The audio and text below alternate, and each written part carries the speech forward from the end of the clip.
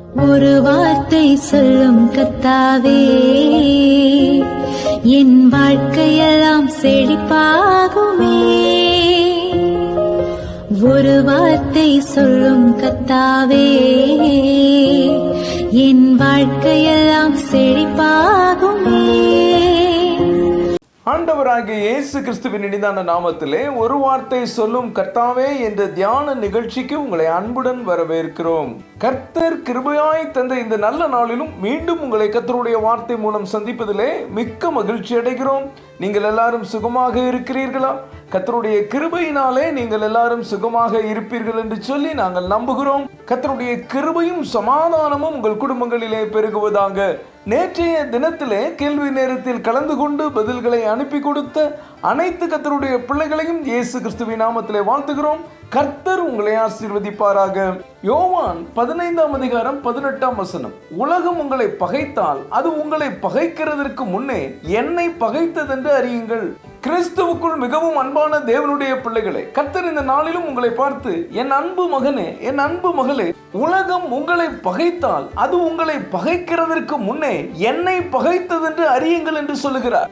இந்த உலகம் உங்களை எந்தவித காரணமும் இல்லாமல் பகைக்கிறதா? உங்கள் சொந்த பந்தங்கள், உடன் பிறந்தவர்கள், நண்பர்கள், உடன் வேலை பார்ப்பவர்கள், உடன் ஊழியம் செய்பவர்கள், பக்கத்து வீட்டுக்காரர், இப்படி யார் யாரோ உங்களை பகைக்கிறார்களா? கவலைப்படாதிருங்கள். நீங்கள் கிறிஸ்துவுக்குள் இருந்தால் இந்த உலகம் உங்களை பகைக்கும். அதே அதிகாரத்தில் 19 இப்படியாக சொல்கிறது, நீங்கள் உலகத்தாராய் இருந்தால் உலகம் தன்னுடையதை சிநேகித்திருக்கும். நீங்கள் உலகத்தாராய் இராதபடியினாலும் நான் உங்களை உலகத்திலிருந்து தெரிந்து கொண்டபடியினாலும் உலகம் உங்களை பகைக்கிறது. எனக்கு அன்பான தேவனுடைய பிள்ளைகளே, நீங்களும் நானும் பெயர் கிறிஸ்தவர்களாக இல்லாமல் கிறிஸ்துவுக்குள் வாழ்கிறபடியினால் இந்த உலகத்தோடு ஐக்கியமாகி மாம்சீக வாழ்க்கை வாழ்பவர்கள் நிச்சயம் நம்மை பகைப்பார்கள். காரணம், நாம் இந்த உலகத்தார் அல்ல, கர்த்தரால் தெரிந்து கொள்ளப்பட்டவர்கள். உங்களை பகைப்பவர்களை கர்த்தரிடம் விட்டு விடுங்கள், அவர் அவர்களை பார்த்துக் கொள்வார். ஒரு விஷயம் தெரியுமா? நம்மை பகைப்பதற்கு முன்பே அவர்கள் ஆண்டவராகிய இயேசு கிறிஸ்துவை பகைத்திருக்கிறார்கள். எல்லாம் நம்முடைய அப்பாவை தாண்டிதான் நம்மிடத்திற்கு வர வேண்டும். அவருடைய பிள்ளைகளை பகைப்பவர்களை அவர் சும்மா விட்டு விடுவாரா என்ன? ஏசாயா 66:5 இப்படியாக சொல்கிறது, கர்த்தருடைய வசனத்துக்கு நடுங்குகிறவர்களே, அவருடைய வார்த்தையை கேளுங்கள். என் நாமத்தின் நிமித்தம் உங்களை பகைத்து உங்களை அப்புறப்படுத்துகிற உங்கள் சகோதரர் கர்த்தர் மகிமைப்படுவாராக என்கிறார்களே, அவர் உங்களுக்கு சந்தோஷம் உண்டாகும்படி காணப்படுவார், அவர்களோ வெட்கப்படுவார்கள்.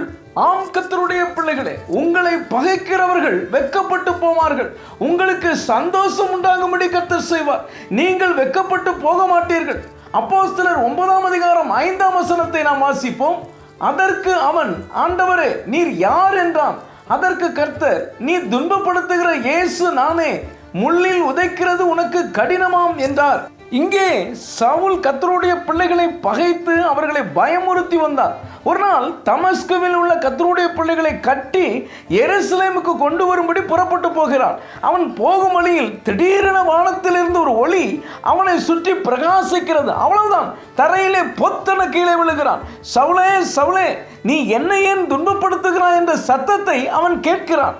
அவன் பதறிக்கொண்டு, ஆண்டவரே நீர் யார் என்று கேட்கிறான். தொடர்ந்து ஆண்டவர் இயேசு கிறிஸ்து அவனோடு பேசுகிறார். நீ துன்பப்படுத்துகிற இயேசு நானே, முள்ளில் உதைக்கிறது உனக்கு கடினமாம் என்று சொல்லுகிறார். எனக்கு அன்பான தேவனுடைய பிள்ளைகளே, சவுல் இயேசு கிறிஸ்துவை நேரடியாக துன்பப்படுத்தவில்லை, ஆனால் அவருடைய பிள்ளைகளை பகைத்து துன்பப்படுத்துகிறான். கர்த்தர் தம்முடைய பிள்ளைகளை சவுல் துன்பப்படுத்தியதற்காக உடனே இறங்கி வந்து விட்டார்.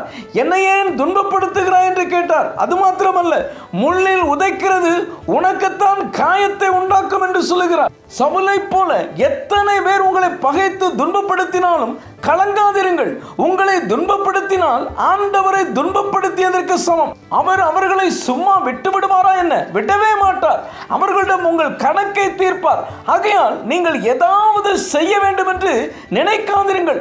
ரோமர் 12:19 இப்படியாக சொல்கிறது, பிரியமானவர்களே, பழி வாங்குதல் எனக்குரியது, நானே பதில் செய்வேன் என்று கர்த்தர் சொல்லி இருக்கிறார் என்று எழுதியிருக்கிறபடியால் நீங்கள் பழி வாங்காமல் கோபாக்கினைக்கு இடம் கொடுங்கள்.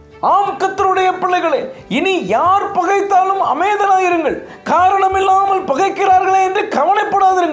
இதுவே நீங்கள் கர்த்தருக்குள் இருக்கிறதற்கு ஒரு அடையாளம். சோர்ந்து போகாதிருங்கள், கர்த்தர் பார்த்து கொள்வார்.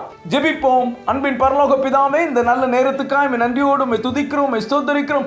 உலகம் உங்களை பகைத்தால் அது உங்களை பகைக்கிறதற்கு முன்னே என்னை பகைத்தது என்று அறியுங்கள் என்ற வார்த்தையின் மூலமாய் நீர் எங்களோடு பேசினதற்காக நன்றி தகப்பனே. இந்த வார்த்தைகளை கேட்டுக்கொண்டிருக்கிற பிள்ளைகளை நீர் தேற்றி திடப்படுத்தினதற்காக ஸ்தோத்திரம். இயேசுவின் மூலம் ஜெபிக்கிறோம் நல்ல பிதாவே, ஆமென், ஆமென்.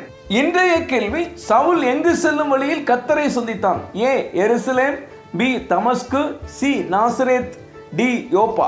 இந்த கர்த்தருடைய வார்த்தை உங்களுக்கு ஆசீர்வாதமாக இருந்திருக்குமே. தயவு செய்து லைக் பண்ணுங்கள். உடைய நண்பர்களுக்கும் உறவினர்களுக்கும் வாட்ஸ்அப்பில் இருக்கிற அனைத்து குழுக்களுக்கும் அனுப்பி கொடுங்கள். தொடர்ந்து நம்முடைய RCM மிஷனரிமார்களுக்காக ஜெபித்துக் கொள்ளுங்கள். கர்த்தர் உங்களையும் உங்கள் குடும்பத்தின் பிள்ளைகளையும் ஆசீர்வதிப்பாராக.